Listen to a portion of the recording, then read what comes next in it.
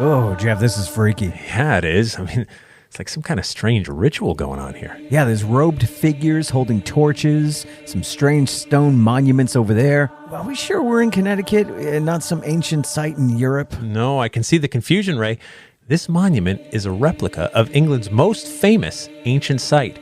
Its measurements and alignments are precisely set. And though this Guilford, Connecticut site is nowhere near as old as the one in England, and frankly nowhere near as old as us for that matter, it's an enigma with quite a story behind it. I can only imagine. So we've come to Guilford, Connecticut to learn the secret origins of a monument called Circle of Life. A monument built to not only thumb the nose at some locals, but one that's also a replica of Stonehenge. Hey, I'm Jeff Belanger. And I'm Ray Auger. Welcome to episode 333 of the New England Legends podcast. Only half evil. I was thinking the same thing. Thanks for joining us on our mission to chronicle every legend in New England one story at a time, from roadside oddities to ghosts, monsters, UFOs, true crime, and the just plain weird. Well, we cover it all. And we can't find these stories without your help, so please reach out to us anytime through our website with your own strange local tales. So we'll uncover the mysteries of this Connecticut Stonehenge right after this quick word from our sponsor. Okay, Jeff, so we're standing on the side of Uncas Point Road in the Sachem Head section of Guilford, Connecticut. That's right. Now, I'm looking through a gate across the field to, what looks like Stonehenge. We are. And we should point out that this site is on private property, so you can only see it from the side of the road. Right, got it. So Stonehenge, the one in England, is considered one of the seven wonders of the world. It is, and I had the chance to visit Stonehenge a few years ago in Salisbury, England. I was speaking at an event in the UK, and we had a free day, so some of us drove down to Stonehenge. What was that like? So it was cool. Like, we were driving along the A303, and all of a sudden, there it is on the top of this grassy hill. I mean, you've seen it so many times on TV and in photos. There's no confusion as to where you are. So we park the car, we pay the admission fee, which was 23 pounds or about $30 US for one adult. And you walk up to the site, and we're only allowed to get so close. They don't generally allow you to walk inside the stone circle without special permission. Well, right. Otherwise, it would be covered in stickers and tags from punks. Right, probably. So I looked this up. The oldest section of Stonehenge dates back almost 5,000 years. The outer ring consists of vertical sarsen standing stones, about 13 feet high and 7 feet wide, and weighing 25 tons each. Now, Stonehenge is also a burial site. There's many burial mounds around the grounds, and it's believed these giant stones were an ancient calendar, a solar calendar that would have been calibrated each winter solstice so ancient people could track all 365 and 1/4 days of the year. When you see the site in person, it's pretty amazing. I mean, of course, you wonder how people 5,000 years ago could have built something like that. But also, Stonehenge is so famous that you can't help but be a little starstruck. Kind of like if your favorite A-list celebrity walked into the bar where you're hanging out. I get that, but this version of Stonehenge here in Guilford, Connecticut, isn't nearly as old. No, not even close. And what's here right now wasn't even supposed to be Stonehenge. It should have been something else entirely. You might even make the argument that the Stonehenge that's here now is a bit of a middle finger to some locals. To find out how it got here, let's head back to the year 2003. It's the summer of 2003. Crazy in Love by Beyonce is the #1 song on the radio. George W. Bush is president, and the war in Iraq is just a few months old. But here in the swanky Sachem's Head section of Guilford, Connecticut, one local homeowner is optimistic. He's looking to the stars. Now, Sachem's Head is swanky. There's some expensive waterfront real estate around here, but the moniker of the area takes its name from some brutal history. Back in 1637, there was a skirmish between the Mohegan Indians, who were allied with the English, and they were battling the Pequots. The battle happened in what is now called Bloody Cove Beach, just about a half mile to our southeast. Now, after the battle, a Pequot sachem, or chief, was beheaded. Even today, the cove is called Bloody Cove, and the whole peninsula is called Sachem's Head. Now, that is a rough piece of history. And looking at the Sachem's Head Yacht Club today, the mansions and the perfectly manicured properties around here, you'd never know that there was such a dark past. Anyway, we're not here to explore that part of the land's history. We're here because one local resident named Jonathan Rothberg wants to look to the stars. That he does. Now, Rothberg is a scientist who was involved, among other things, with sequencing the human genome. He and his wife, Bonnie, and their 3 young children bought this land back in 2001. They built a handsome home for their family, and with plenty of land left over, Rothberg is thinking about what he can do with it. Now, that's when some science news headlines catch Jonathan's attention. This August, Earth is going to pass closer to the planet Mars than it ever has in the last 60,000 years. Yeah, that's really cool. Isn't it? Rothberg goes out and buys an 11-inch telescope and pops it on his lawn. It's a great telescope and offers some, forgive me, stellar views. Oh. But then it starts to rain, and they have to haul the telescope inside. That's when Rothberg gets an idea. What if they built an observatory? An observatory. I love it. They could be in a covered space, look at the stars year-round. What an amazing thing to have in your yard. So Rothberg hires an architect to design the observatory in the shape of a Gemini symbol. That's the zodiac symbol for their eldest child. The observatory will be 35 feet tall, which is as tall as local ordinances will allow. And what a cool thing. I mean, if I had the money, I'd love to have something like that. And with the building plans ready, Rothberg submits them to the town. And that's when they call a special planning and zoning board meeting to discuss. Okay, well, fair enough. I mean, I'm sure the town receives plans every day for sheds and home expansions, decks, things like that. I mean, how many observatories do they see? Exactly. Well, let's head into the meeting. Oh, this isn't good. Why? What do you mean? Well, if a planning and zoning meeting in town is crowded with people, it means the masses are mad and have come to oppose. I guess that makes sense. People don't usually leave their homes to go to one of these boring meetings to support something, unless they have a vested interest in it, of course. Right. So Rothberg explains how this could be educational. School kids could visit. And when neighbors see visions of yellow school buses rolling down their quiet street full of screaming kids, well, the fate is sealed. Jonathan Rothberg is told this observatory isn't happening. It's best to move on. So move on he does. A rolling stone gathers no moss. And it turns out that standing stones, well, they can always be scrubbed free of any moss. Standing stones? So Rothberg recently bought a box of children's wooden blocks and started setting them up in different configurations. Pretty soon, the design looked a little familiar. Oh my gosh, look at that. It looks like a little miniature Stonehenge. That's when Rothberg gets a second idea for his property. He knows Stonehenge in England is a calendar. What if he could build a more personal version of the same thing? So Rothberg calls an expert. He calls Dr. Anthony Avini, professor of anthropology and astronomy at Colgate University. It's Dr. Avini who lays out a plan for a Stonehenge-looking structure that will chart sunrise and sunset on the first day of the seasons, plus predict other celestial events, and mark the birthdays of Rothberg's 3 children. Rothberg calls his creation the Circle of Life. Reminds me of a popular song from the movie The Lion King. Came out just a few years ago, back in 1994. Well, that's right, and there may be some inspiration there. Plus, putting up a stone sculpture on your property doesn't require building permits. That's true. I didn't need a permit to put up my pink flamingos. No, you didn't. Right. So enter sculptor Daryl Pettit. Pettit is commissioned and begins searching for these stones. Now, there's a stone quarry just 20 minutes away in Branford, Connecticut, but Pettit doesn't see enough there for the 700 tons of granite he'll need to make this vision come to life.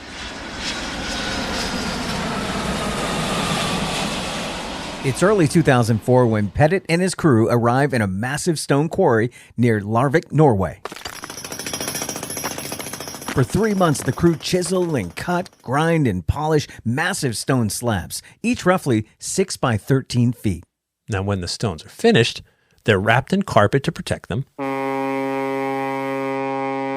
and sent over by ship to Connecticut. A concrete foundation is poured. The stones are erected precisely according to plan. And bam! Stonehenge in Connecticut. 10, 9, 8, 7. What are you doing? 6, 5. I'm counting down from 10. Well, I figured that out, but why? 4, 3. And there it is. I was guessing how long it would take neighbors to complain. Right, well, there it is. Some say the Circle of Life Stonehenge sculpture doesn't look like it aesthetically fits the region. Some say the polished stones reflect the sunlight in various directions.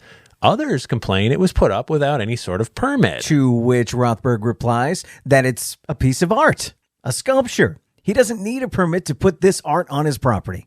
Ultimately, the sculpture stays. And that brings us back to today.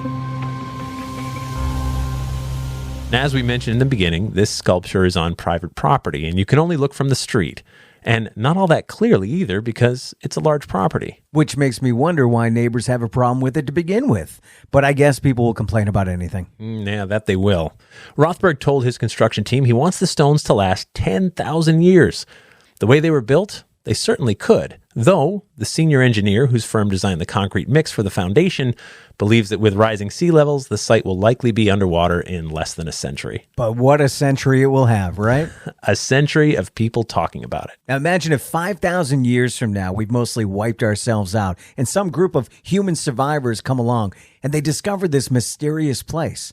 They'll speculate that this must have been some sacred site, something important, not realizing it's an eccentric's way of honoring his kids, getting around planning and zoning, and putting up an expensive and artistic middle finger to some of his annoying neighbors. A roadside oddity on private property that can still cause a stir. I love it. And that takes us to After the Legend, where we take a deeper dive into this week's story. Sometimes Vera, of course. After the Legend is brought to you by our Patreon patrons. This group of insiders is simply the best. They are. They support us in everything we do, and we wouldn't have a podcast without them.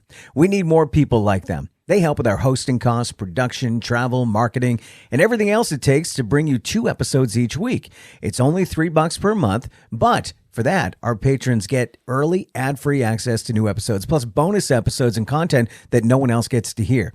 It's like buying me and Jeff a beer each month that we have to split. Right. Now, if you can help, please head over to patreon.com/New England Legends to sign up. To see some pictures of this Connecticut Stonehenge, you can click on the link in our episode description or go to our website and click on episode 333, which again is only half evil. I love people that just don't care. Don't care. Their property, their yard. Right. But it's amazing that you do have to get permits. Did you have to?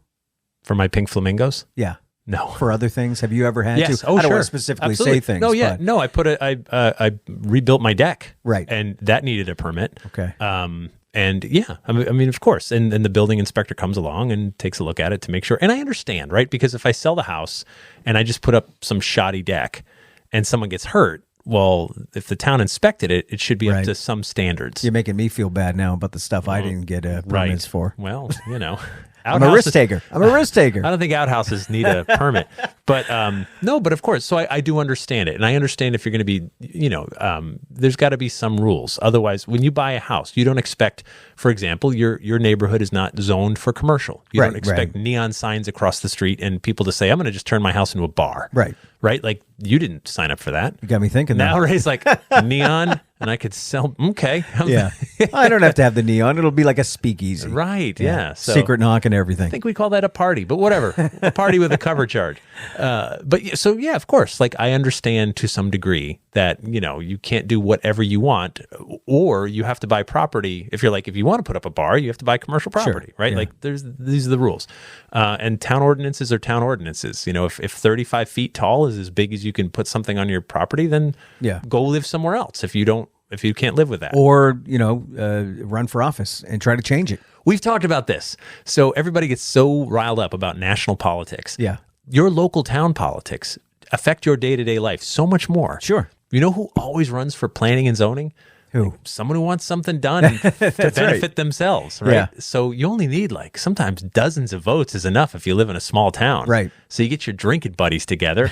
You tell them to get their drinking buddies together. Go vote for me because I want to expand my, yard. Yeah. Get you that wanna done and put a Stonehenge in your front yard. Then I'll quit. Yeah. And so you do, and you approve your own plans, and then you do it and you quit. I mean, that's got to be one of the most, not all of them, of course, but I got to believe the vast number of people that run for planning and zoning have a horse in the race. It's not the sexiest of jobs. Would you, if I'm like, Ray, you want to be planning and zoning? Absolutely not. No. Unless I had skin in the game. Unless you're unless I could get away with some stuff that would help my business or whatever. Change a few things in my favor. Right. And then otherwise, you're not, you want to be a selectman, you want to be mayor. Maybe, sure. Yeah. That even would be health inspector, but planning and zoning? Yeah. Ugh. Important though. Yeah, it is. Absolutely. Yeah. I get it. Not a job I would want, but I get that, we got to do it. And so, anyway, I was thinking about this too. So a calendar, if anyone would like to build a calendar, this is how long it'll take you. Under 10 seconds. It's so easy. All you need to do is you need a straight stick or a stone or whatever. Put it at 90 degrees into the ground and you're done. That is a calendar. So How do you make sure it's exactly 90 degrees? check your cell phone. Oh, you're not 90 degrees. Well, give it your best guess. Okay. But what happens is as the sun moves throughout the day and throughout the year, the shadow is going to move around on the ground. So you're marking where the shadow is. Now, when it's the winter solstice, the shadow will be the longest because the sun's low on the horizon. When it's the summer solstice, the shadow, depending on where you are in the world, would be very, very small because the sun's almost directly overhead.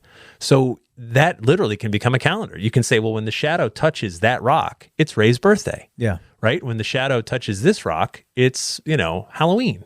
Sounds like you're getting ready for a science fair. Right. A year-long boring science fair, right? Although it would be a cool experiment for a kid to do. Totally. Yeah, just kill some time, get out of my hair, go play with your sundial. Right. Well, a sundial, right? So a sundial's at, I think, a 45-degree angle. Oh, what's the difference? Nothing. Besides 45 degrees and 90 degrees. Yeah, not a lot. But, I mean, it's one you're trying to measure the time. But that's only going to tell you relative to the sun where you are. So you'd have to move it based on time zones and stuff. Okay, what do I know? Well, I don't know. But my point is that we've talked about this before too, how calendars would have been the most critical thing in the world. When you go from hunters and gatherers about 10,000, 11,000 years ago to farmers, now a calendar is just as important as farming. Yep. Because you got to do everything right. If you're not going to move where the food is, if you're going to stay put, you got to plant at the right time, harvest at the right time, hunt certain animals at the right time so they can repopulate.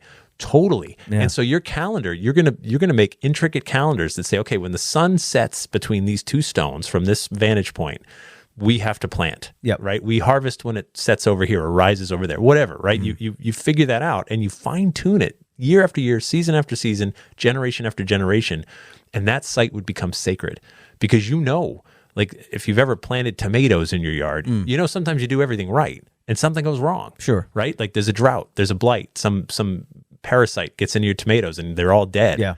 And no big deal. You just go to the store. But if you're feeding your family or a whole village, it's a very big deal. Yeah. And so if you do everything right, everything right according to the calendar, and something goes wrong, well, gods must be angry. Right. And they need to be appeased. And who knew thousands of years ago that today we'd have something called like where'sthesun.com where you don't even need those tools anymore. Right. Just punch in your coordinates. That's where the sun is. Can't you just look up? You could. Yeah, you're right. What time is it? Well, sun's high. Must be somewhere around 10 a.m. and 2 p.m. We've gotten so soft. Got calendars and clocks on our phones. And can you guess the time of the day within like even a half hour? I think so. I'm pretty good at that. Sure. Yeah. Yeah. Absolutely. But I wonder if that's something that's conditioned. Maybe it's something that's in our DNA where we just kind of know. Or have we just seen the sun in certain locations so many times that it's muscle memory almost? Here's another question for you. You look at the clock. It says 12:30 p.m. afternoon, middle of the day. Do you get hungry? Yeah, well, because you're accustomed to eating at that time. Right. But is your body hungry or is your brain saying... Psychologically, I think that's a psychological thing. Exactly. So if we got rid of the clocks and just ate when we were hungry, would you eat at 12:30? Or would you go maybe till like 2 or 3 or 4 or 5? Or would you eat at 10? Yeah, because I do the morning show. I'm up at 4. I get home 10, 11 sometimes. Yeah. And I'm not always hungry because I'm not thinking about it. Right. Until I do look at the clock. I'm like, oh, it's 1 o'clock and I haven't had lunch yet. You haven't eaten in 8 hours. I should eat something. Yeah, you haven't eaten in 8 hours. But I wasn't hungry. Right. So I'm forcing myself to eat. We're fixing the whole weight problem here. Right. Stop looking at the clock. Stop looking at the clock. Because you won't be hungry. Yeah, right. We're hungry when we see a clock. Yeah. The clock tells us it's lunchtime. Yeah. We should eat. Well, the clock says 9 a.m. and you figure, I got to get up. It's 9 a.m. Well, why do you have to get up? When's the last time you got up at 9 a.m.? Oh, my God. I know, It's been a long time. That's what I'm saying. I get scared if I wake up at 9 o'clock. Like, oh, no. Like on the weekends. Something's wrong. Right. Yeah. I've had a coronary. And I think we've talked about this. The body wakes you up at certain times. Of course. Without the alarm. I wake up 5 minutes before my alarm goes off every morning. Because you're so used to it. Yep. So, yeah. So we're still ruled by calendars and clocks. Yep. They were back then, too, but it was a different level. We didn't care so much if it was 9:05 or 9:17. Yeah. We cared if we planted the harvest at the right time. Now, that must have been a weird time. Like, because there were no real times, set dates, when you really weren't paying much attention to the exact time.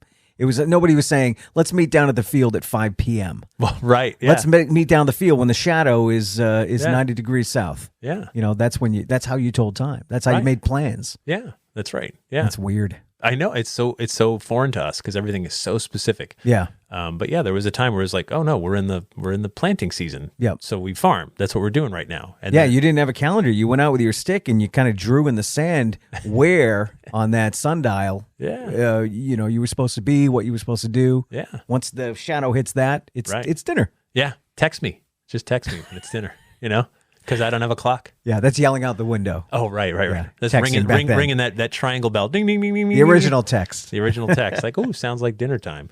But yeah, so this, and the other thing too is that one other point I wanted to make is that I recognize this is very wealthy people in a wealthy section and place we can't afford to live. But at the same time, like you are entitled to do stuff with your own property. Sure, especially if it's artistic. To a degree, right? Yeah. Like, so I get it. But my gosh, no matter what you do, someone's going to complain. And by the way, I did try to find out what this little Stonehenge cost. Yeah. To send an artist to Norway for 3 months with a crew and then get the things over and the plans and the concrete and the design and right? The quote in the New York Times article that I was reading about, how this all came together, Rothberg basically said, well, this, great art is priceless. I imagine That means it's a lot. whatever numbers in your head, add 50% is probably what it cost. Got a weird story you think we should check out? Email us anytime through our website. And then make sure you tell a friend or two about the show. You can share episodes on your social media, and you can stop them on the street and say, hey, did you ever hear about New England Legends? I have. Right. Or you can just post a review for us. Goes a long way in helping others find us. We're one big, weird community and appreciate you being a part of it. And we'd like to thank our sponsors. Thank you so very much to our Patreon patrons. The theme music's by John Judd. Till next time, remember, The bizarre is closer than you think.